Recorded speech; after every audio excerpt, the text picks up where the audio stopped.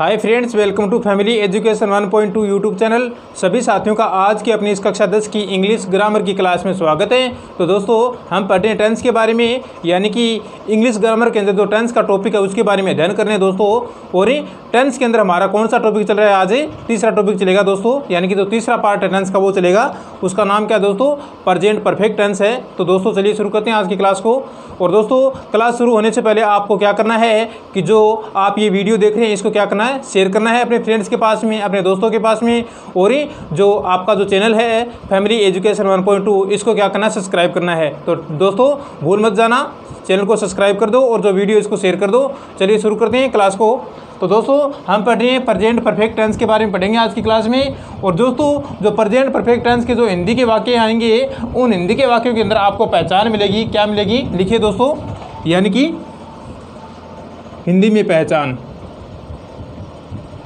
हिंदी में पहचान। तो दोस्तों, जो हम पढ़ रहे हैं प्रेजेंट परफेक्ट टेंस के बारे में, तो इस काल के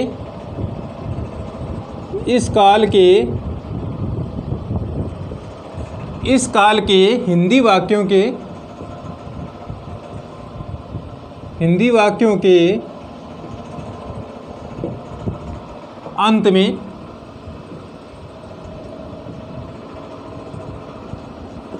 अंत में क्या मिलेगा? चुका है, चुकी है, ठीक है ना? चुका है, चुकी है, चुके हैं, चुके हैं, चुका हूँ, चुका हूँ, चुकी हूँ, आदि आदि मिलते हैं, ठीक है ना? यानी कि प्रेजेंट परफेक्ट टेंस के जो हिंदी के वाक्य होते हैं, उन हिंदी के वाक्यों के अंत में आपको मिलेगा चुका है, चुकी है, चुके हैं, चुका हूँ, चुकी हूँ। ये जो आपको वर्ड है ये आपको हिंदी के वाक्यों के अंत में मिलेंगे। तो आपको समझ लेना है कि ये कौन से टेंस का वाक्य है? प्रेजेंट परफेक्ट टेंस का वाक्य है, जो कि प्रेजेंट टेंस का तीसरा पार्ट है, ठीक है ना दोस्तों। अब जो अंग्रेजी के जो वाक्य होंगे, यानी कि इंग्लिश के जो सेंटेंस होते हैं, उन सेंटेंसों की पहचान आप कैसे करोगे? तो उनके लिए दोस्तों कुछ वर्ड हैं इंग्लिश के, वो वर्ड आपको जिस वाक्य में मिलेंगे वो वाक्य कौन से टेंस के होंगे? प्रेजेंट परफेक्ट टेंस के वाक्य होंगे। तो देखिए दोस्तों, वो वाक्य कौन से होते हैं। जैसे अंग्रेजी में वाक्यों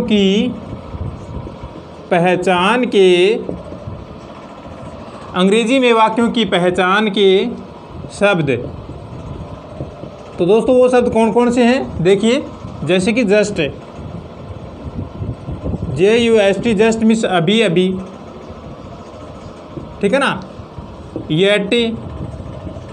येट मीन्स अभी,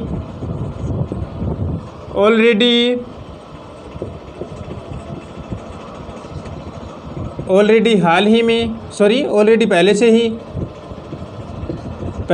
ही, रिसेंटली हाल ही में,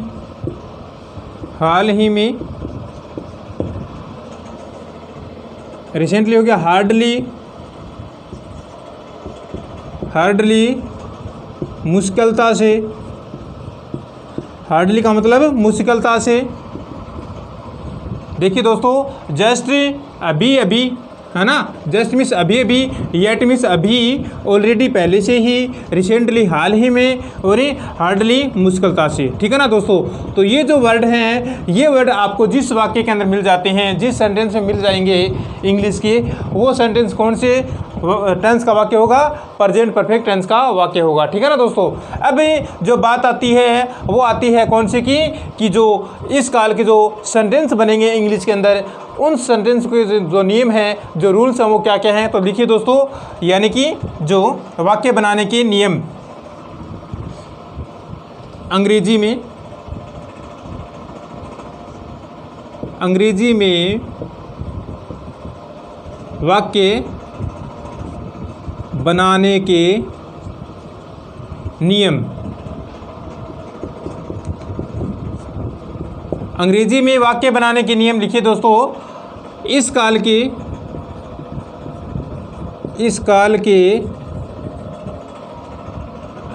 अंग्रेजी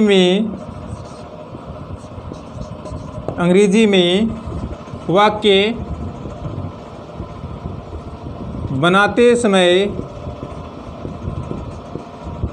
बनाते समय सहायक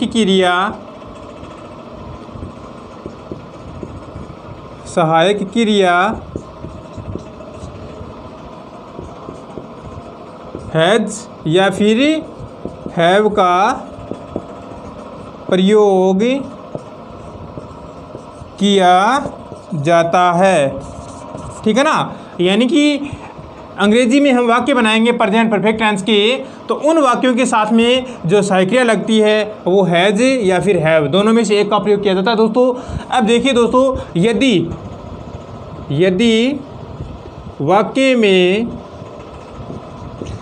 वाक्य में कर्ता या फिर सब्जेक्ट क्या होंगे, ही, सी, इट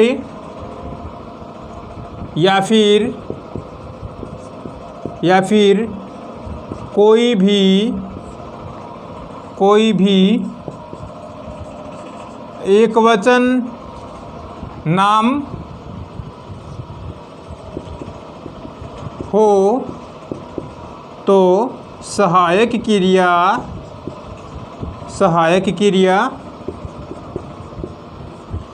हैज का प्रयोग करेंगे। सहायक क्रिया हैज का प्रयोग किया जाता है। हैज का प्रयोग किया जाता है यानी वाक्य में कर्ता ही, सी, इट या फिर कोई भी एक वचन नाम जैसे कि बॉय है, गर्ल है या फिर सीता, गीता, रमेश, नरेश, जो भी नाम है, राहुल है, गीता है, जो भी है, तो ऐसे जो कर्ता मिल जाते हैं वाक्य के अंदर, तो उनके साथ में दोस्तों हैज सहायक क्रिया का प्रयोग करेंगे। अब बात आएगी किसकी, बहुवचन कर्ताओं की।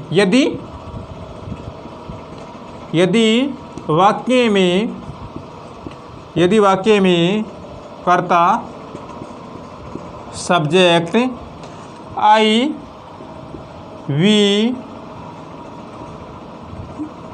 यू, दे तथा कोई भी बहुवचन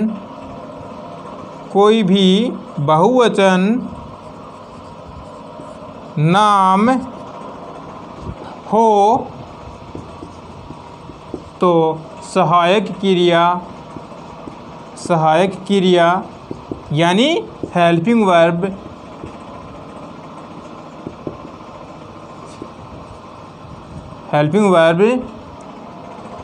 हैव का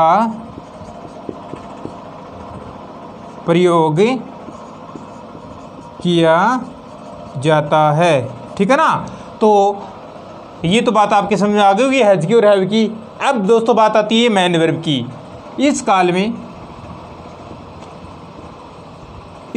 में मुख्य क्रिया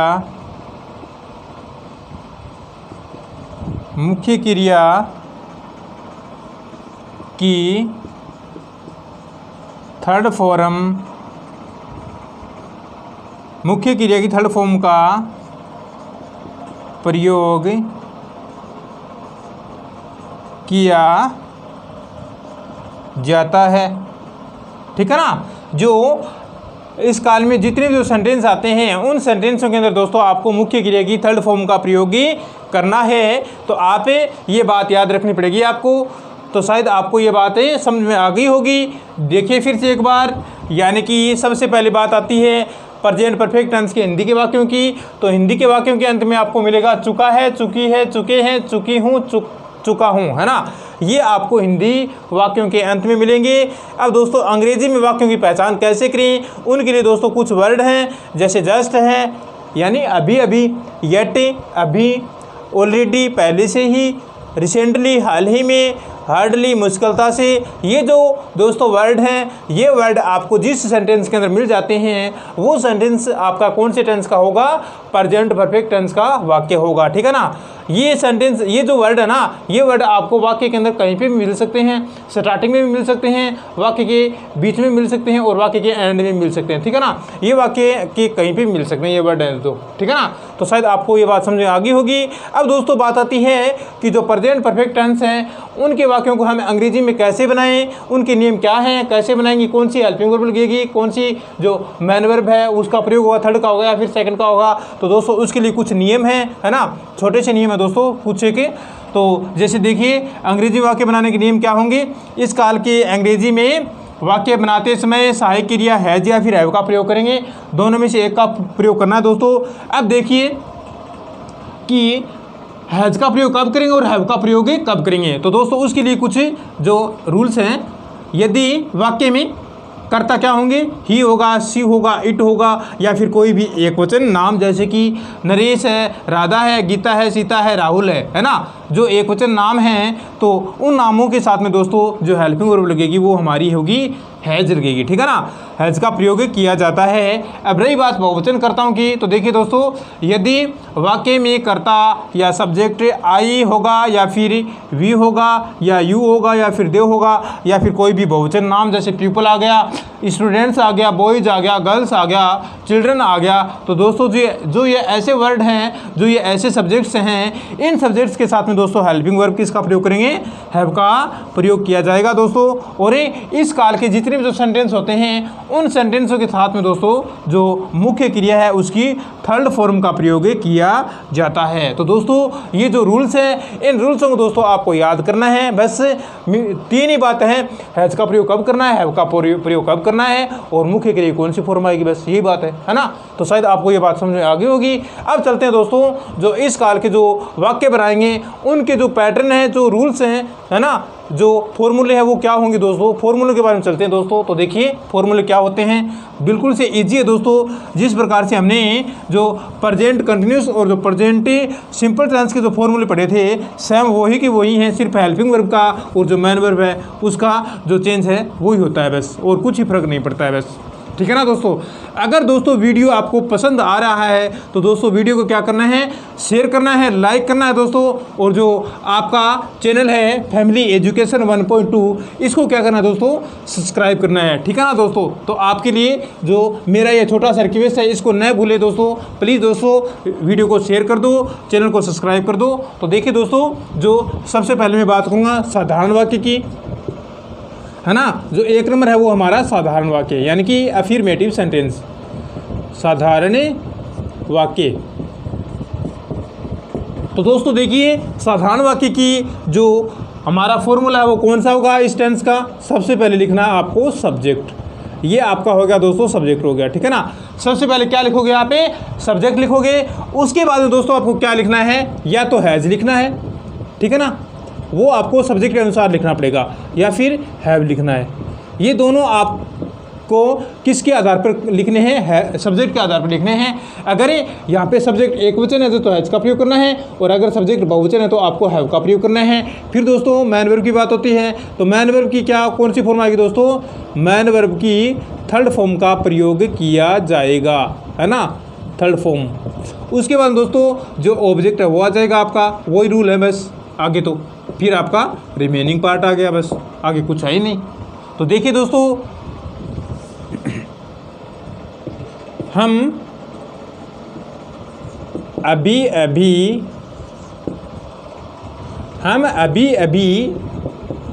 एक पत्र लिख चुके हैं।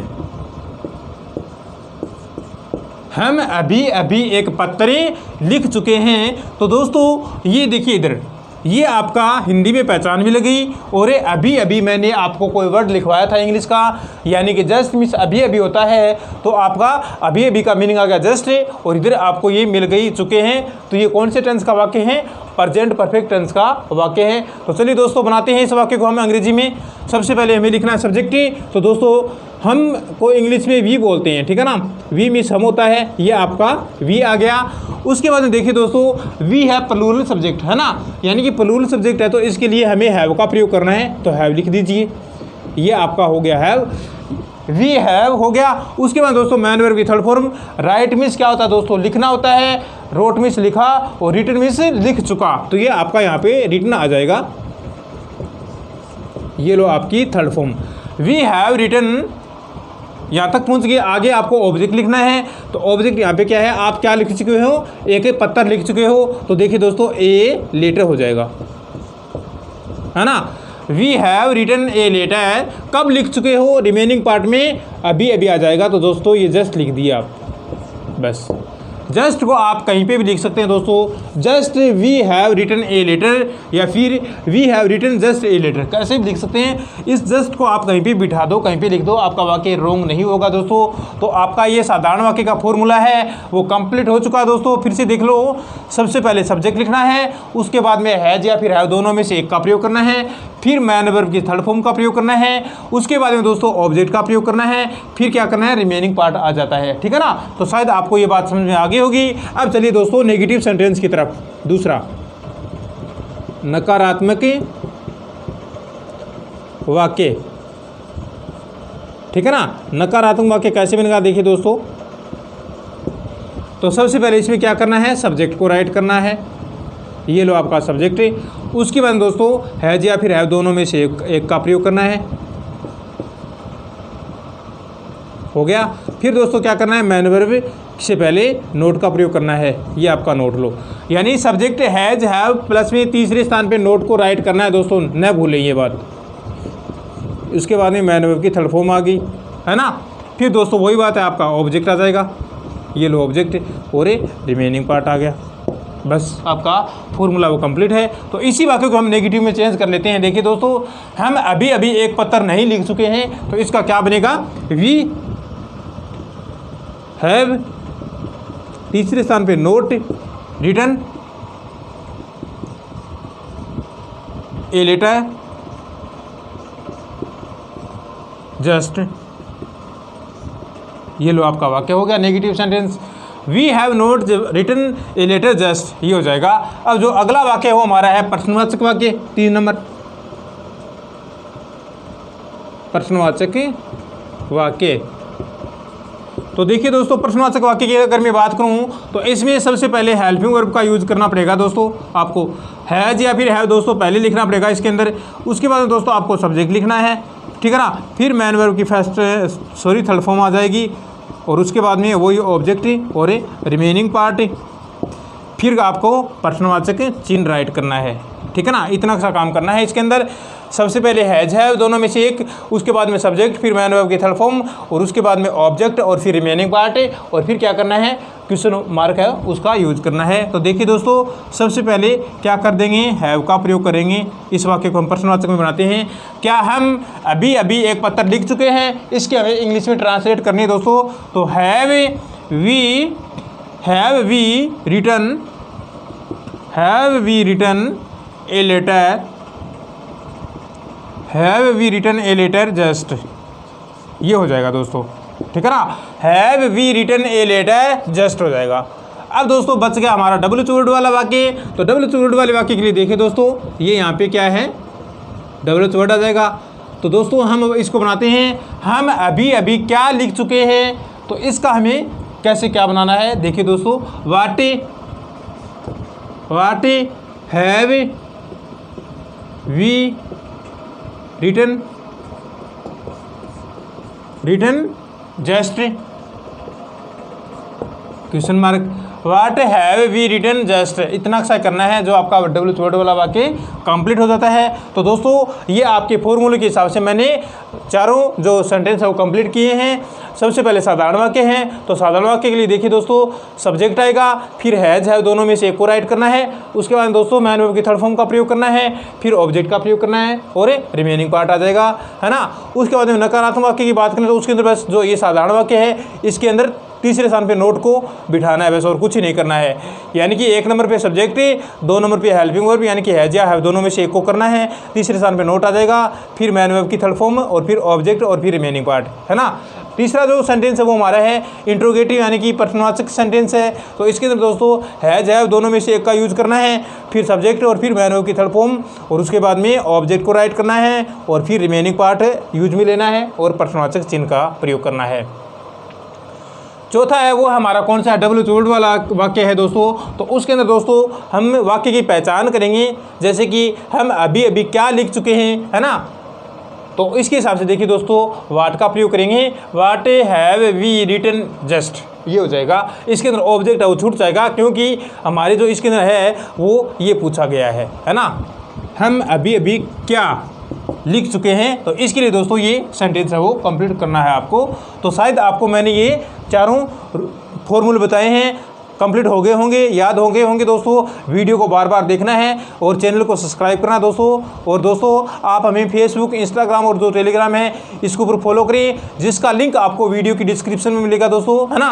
और आपको दोस्तों जो क्या है एक हम PDF फाइल भी उपलब्ध कराएंगे दोस्तों। तो आज की क्लास को हम यहीं पे विराम देते हैं दोस्तों। आपका दिन शुभ रहे। जय हिंद, जय भारत।